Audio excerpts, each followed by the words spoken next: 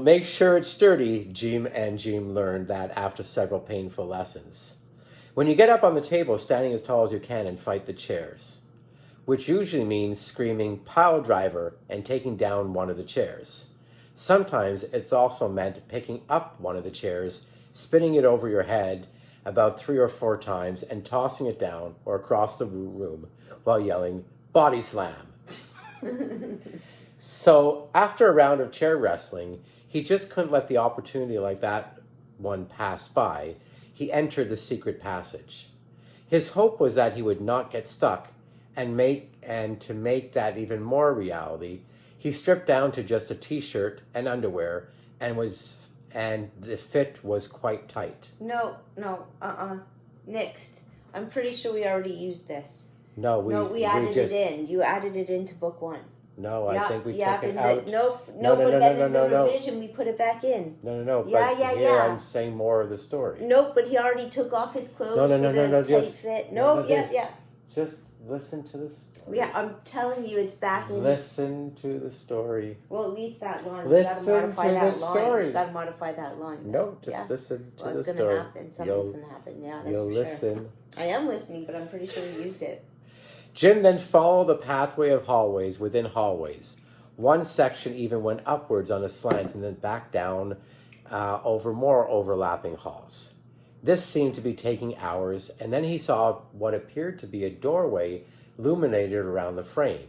He aimed for it and thrust himself out the passageway into what is the women's washroom. Oh, Mr. Stressin! The teacher's lounge. Hey, by the way, how am I doing here? Oh, 1 second. Oh, what happened, Jeff? Happened. Stuff is happening, okay? There's stuff happening, okay? Hey! By the way, how am I doing? I've been very subtle when I entered into the story. I think I'm doing quite the superb author job, if I do say so myself. This taking over thing has been fun. All right, I even used a flashback from book 1 to tie into the story here in book 2. Now that's ingenious. I won't steal the show. Back to the story. What did you do? I used a flashback from book 1 as a flashback in book 2. Okay, I'll connect that in a little different. Okay. You understand? So you already wrote my confusion into the script. Yes. Yeah. So the time that Servanan, Bernard, and Danto experimented with the channels to the unknown, it turned out to be a little bit more dangerous. We can play around with this scene to make it more fun, okay? After a short ceremony and gathering in the clubhouse... What does that mean, to make it more fun? I don't know. We'll figure out. Well, you kind of have to know. Nothing. I don't have to say anything. You just did. You said something to me, so I'm just curious what it is. Just scrap it. It doesn't matter. I can't. I had the wrong thought. Called me. What was it? I already made the change into the story, so you don't have to do it. I already did. So I wouldn't have to do it. That's nice, Jeff. You're welcome. So the time that Servanan, Bernard, and Danto experimented with the channels to the unknown, it turned out to be a little more dangerous. After a short ceremony and gathering in the clubhouse, which sat at the far edge of Bernard's parents' property, they decided they were going to explore something completely different. They thought... I just heard you make a sip noise. I did. They thought, I was part of the they at the time. They thought they would try exploring the possibilities of the sewer system. Wait, pause. You sure we took this one out of book 1? Yes. Positive? Then we didn't put it back in? It's not in it. I kept it for book 2. I'm going to have to double check on that. You can. We took it out. I can ask Stephanie. She just read it. You don't need to. The book 1 is right over there. But that's not the updated version. Yeah, but we took it out. No, I think we put it back in. Not of this part. Yeah, I think I felt bad because I wanted it. I suggested it. And then I felt bad and we put it back in after. Nope. We'll find out. Yeah, you can find out. But I have to find out, so we got to double check that. I'll ask Stephanie because she probably knows. Well, all you Just have to finished do reading is it. do a search in book 1 and look for sewer. You would think that that's all you have to do. However, my search crashes Okay. my entire app. Okay. So anyway, so let me get back to this. Okay. They thought they would try exploring the possibilities of the sewer system. Perhaps that will lead them to the gateway to another dimension. What they really should have done is listen to the weather report. Well, you'll soon find out why. They prepared themselves with all kinds of survival and important things and stuff. Collectively, they brought flashlights, torches, matches, and a lighter, a survival kit, rope, and some snacks. Dark chocolate with macadamia nuts, and a bag of red licorice. Bernard also attached...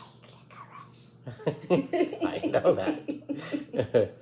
Bernard also attached a flashlight to a construction helmet and wore it on his shoulders, so that not only would he have a light, but if he encountered anything harmful, it would look like he had 2 heads, and most likely run away. Of course, unless, of course, it also had 2 heads. They all made their way down a rope ladder that they lowered along the muddy cliff. They tied it to a tree that seemed to be peeking over the overhang. One by one, they made their way down into the tunnel. As they walked deeper in, they started to hear the sounds of fast-moving water. Now, it could have been anything. However, in their minds, it was a strange waterfall that would whisk them away. To like a magical land. Magical land. So as they walked toward it, the water, which had always been about 1/4 foot high, started to rise. Fast. This did not refrain them from the quest to seek out the land of the underground waterfall.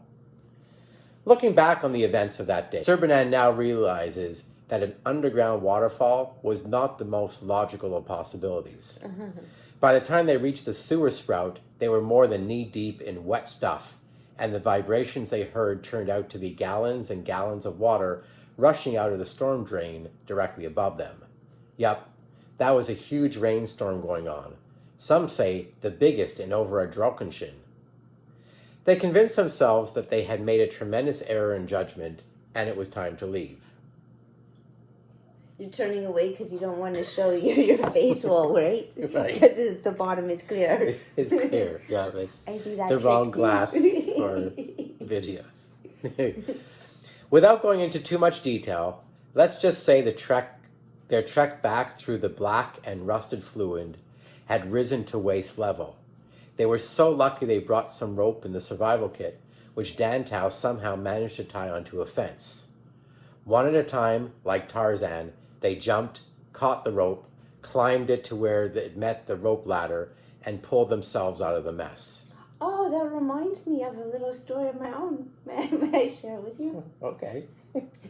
In kindergarten, there was one of those ropes that went up to the ceiling. Yeah. I was the only person in the class who was able to get up. Oh, good. It was a really big deal. Yeah, I remember those ropes. I loved them. Then you would have done great in the story. Oh, I should have met you way back then. Yeah.